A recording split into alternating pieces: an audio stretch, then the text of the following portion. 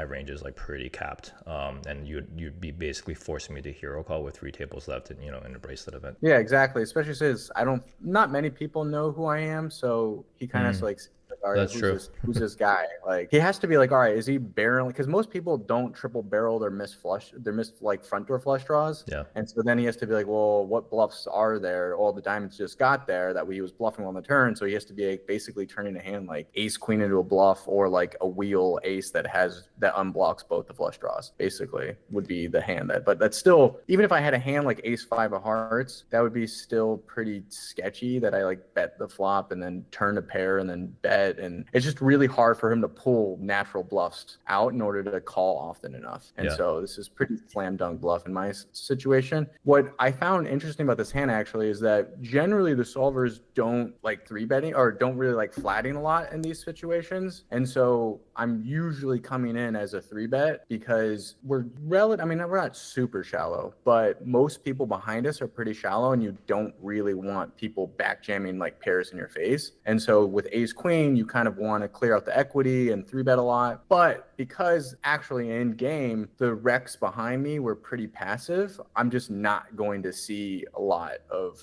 kind of squeezing. And even if they do VPIP, I'm not really worried about them owning me post and like blowing me off my equity. As opposed to if it was an Ike Caxton, you don't really want to invite him to flat on the button wide, and because he's just going to play pretty well.